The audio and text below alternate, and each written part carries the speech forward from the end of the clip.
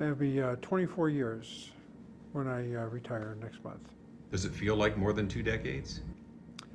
No, it goes pretty quick. You know, as you get older, time goes faster, and that's what happened. Yeah. When Janet Burnside retired 6 years ago, so I went to see her just before she left, and she says, these last 6 years will go really fast, and she was right. Well, it's been a great honor and privilege to do this. That the fact that over time people of the community have voted you in. For me, it was 4 times over the 4 6-year terms. So you really appreciate the fact that as time went on, the margins of victory had gone up and increased in size, so that people got to know you and that understood that you're a fair person, that you were using their trust effectively and fairly.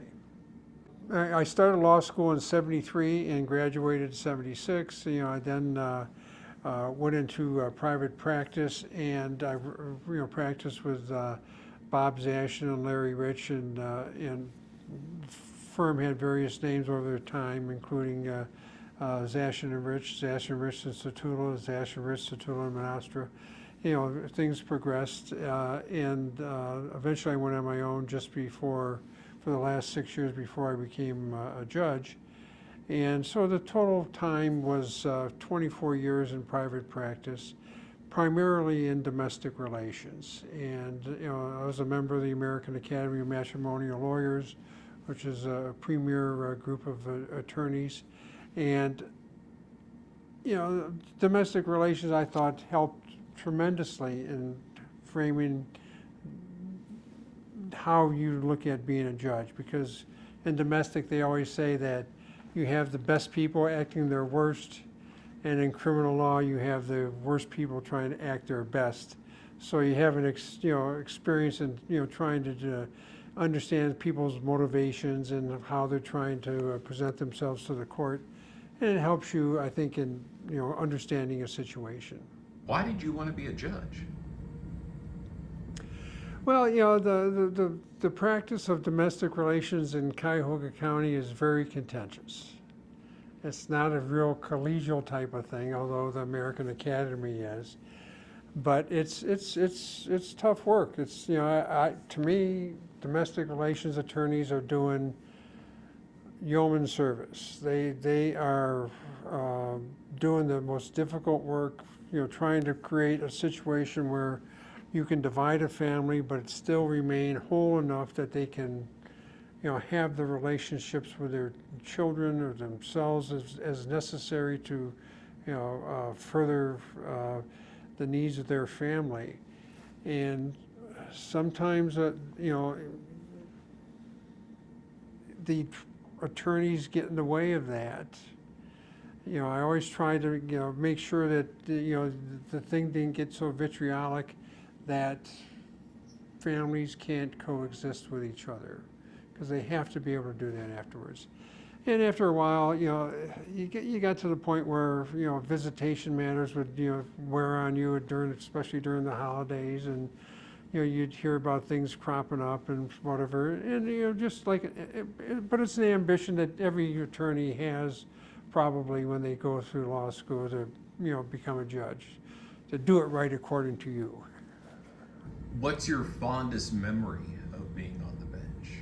Well, just the people I've encountered here, whether they're attorneys, prosecutors, even defendants or litigants, and certainly the people at the court here. This is like, you can't express how wonderful you feel knowing that everybody here is trying to help you, do a good job, and that is phenomenal. That everybody is trying to make sure that the court looks good, does a good job, because they care about the court.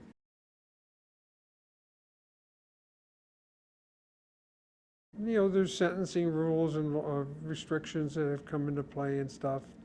There's fewer jury trials and things like and that just I think part of what's going on, there's a rise in arbitration that I don't like. You know, I think arbitration takes away from the courts.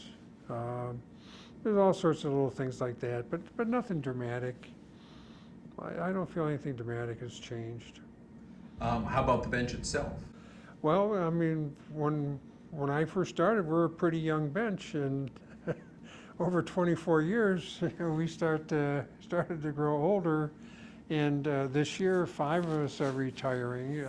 Last year, I think our last cycle was like 2 or 3 were retiring, and next cycle is going to be another 2 or 3. So there's a big change over these 6 years that's occurring. And you know, we got a lot of young judges coming in, and getting to a younger bench again, a little bit more vigorous bench, I think. Everybody's trying to do the right thing, you know, and you know, I'm going to miss that. You know, whether you be a prosecutor, defender, civil attorneys, whatever, you know, it just you're in there in the mix trying to do the right thing for your client, and I think I'm going to miss that a lot. When you leave the bench, you're going to have some more time on your hands. So what are your hobbies? What are you going to do?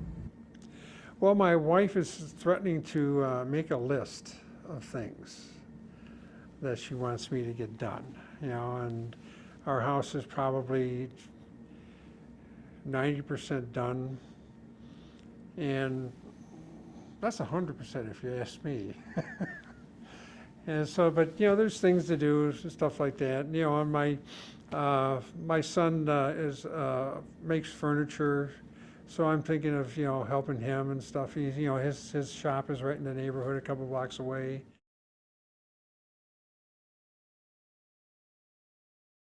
Well, I think you have to have some empathy. You have to have an understanding of how people work and what they went through growing up and whatever that brings them to the point where they're at court. And you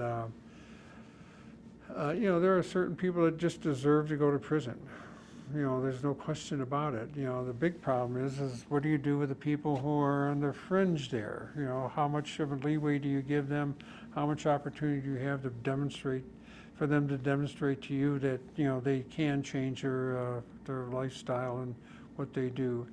And, you know, and to be tolerant of that. You know, you're not trying to put the public at risk, but you're trying to give this person an opportunity to, you know, change his life around and give him the tools through probation that he can use those to do so.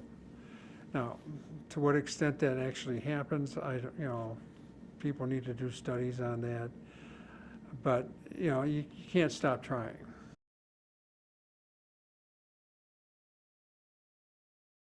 Well, I would always tell them it's time to go to medical school.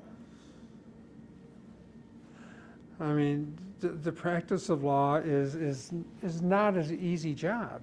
You know, it's you know, in law school they teach you the law, but they don't teach you the business of running a law firm, or how to deal with clients. You know, they have clinics that are trying to do more and more of that.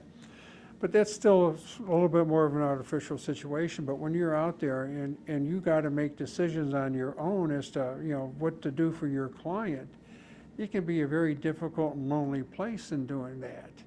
And, you know, and a lot of times, you know, not rewarding other than maybe a financial part, but that's not the be-all and end-all of things. There's more to life than just making money. And, you know, being able to do a service for your client and making sure that they get the best available outcome possible, it's not an easy situation. You know, and it's harder and harder every day. Any final words or thoughts for the court staff or your colleagues? Oh, just keep at it. Again, I can't say how much the court staff, you know, my bailiff, Jim Newman, for like the last 14 years has been phenomenal. My Nancy Scarcella, who's, you know, my staff attorney since 2008. You know, this court staff is phenomenal, you know, and I'm going to miss them. I'm going to miss them, you know, because, you know, even when you hired somebody in private practice, they didn't care enough, they didn't care as much as these people do about the court. They really don't. They, you know, they didn't care, you know, about your practice as much as these people care about the court. And it's just tremendous, you know, it's a tremendous feeling. And I'm going to miss that.